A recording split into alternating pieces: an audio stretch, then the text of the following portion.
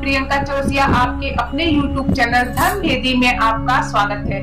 दोस्तों, आज के इस वीडियो में मैं आपको ये बताने जा रही हूँ कि इस वर्ष जो है हम अनंत चतुर्दशी का त्योहार कब मनाएंगे और उसकी पूजा विधि क्या है और इस व्रत को रखने के लिए हमें किन नियमों का पालन करना है और इस त्योहार का क्या महत्व होता है। तो दोस्तों, सबसे पहले आप मेरे वीडियो को अंत तक देखिए और मुझे स्किप ना करिए और नीचे दिए हुए कमेंट बॉक्स में मुझे कमेंट करिए कि आपको मेरा वीडियो कैसा लगता है। मुझे शेयर करिए, लाइक करिए और नीचे दिए हुए बेल आइकन को दबाना ना भूलें ताकि मेरे आने वाले वीडियो का नोटिफिकेशन आप तक सबसे पहले पहुंचे। तो चलिए, आपका ज्यादा समय ना लेते हुए अपने वीडियो की ओर आगे बढ़ती हूँ। सबसे पहले दोस्तों, मैं आपको ये बता दूं कि इस वर्ष जो है अनंत चतुर्दशी का त्योहार हम 9 सितंबर को मना रहे हैं और हम अब इसकी पूजा विधि क्या है मैं वो आपको विस्तार से बताती हूँ, ध्यान से सुनिएगा। तो दोस्तों, ऐसे तो हिंदू धर्म में बहुत से त्योहार मनाए जाते हैं, परंतु उनमें से एक त्योहार अनंत चतुर्दशी का त्योहार होता है। ये विष्णु हरि का त्योहार होता है और इस दिन हमें ये कहा जाता है कि भगवान विष्णु के अनेक रूप होते हैं, उनके ना तो आदि का पता होता है ना तो अंत का पता होता है। इसीलिए इस त्योहार को हमें अनंत के नाम से हम जानते हैं। और अनंत का जो त्योहार होता है इसमें यमुना नदी और शेषनाग और भगवान विष्णु का पूजा करने का विधान होता है।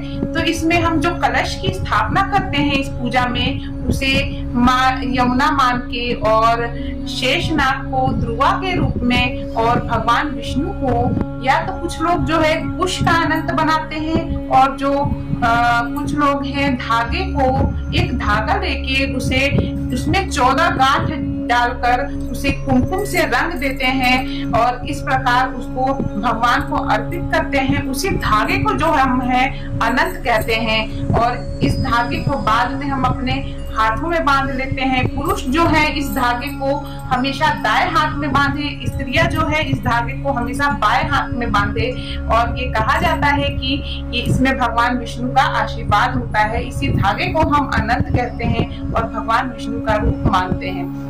तो चलिए दोस्तों, अब मैं आपको पूजा विधि बता देती हूँ कि इस व्रत को जो करता है उसे पूजा में किन किन सामग्री की जरूरत पड़ती है और किन किन नियमों का पालन करना पड़ता है। तो दोस्तों, सबसे पहले उस दिन हमें सुबह उठकर स्नान आदि करके साफ सुथरे वस्त्र पहन लेने चाहिए। जैसा कि हम प्रत्येक व्रत में करते हैं वैसा ही हम इसमें भी करते हैं। और उसके पश्चात एक चौकी लेनी चाहिए, उसमें पीले रंग का वस्त्र यानी पीले रंग का कपड़ा लेके उसमें बिछा देना चाहिए, क्योंकि पीला रंग जो है भगवान विष्णु का प्रतीक है। उन्हें पीताम्बर भी कहा जाता है। उन्हें पीले रंग का कपड़ा बिछाकर उस पे भगवान विष्णु की मूर्ति हमें स्थापित करनी चाहिए और माँ यमुना के रूप में हमें एक कलश की स्थापना करनी चाहिए और ध्रुवा के रूप में वहाँ शेषनाग की स्थापना कर देनी चाहिए। और फिर एक धागा लेकर उसमें 14 गांठ बांधकर उसे कुमकुम से रंग ले या पीले रंग के हल्दी से रंग ले आप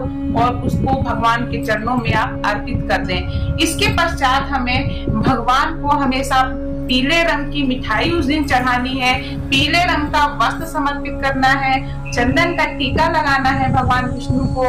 और इतना करने के पश्चात जब हम ये सब कार्य कर लेते हैं तो भगवान विष्णु का उस दिन कथा हमें सुनना अनिवार्य होता है। अनंत की एक कथा होती है जिसका मैं आपको डिस्क्रिप्शन में दे दूंगी अपने लिंक।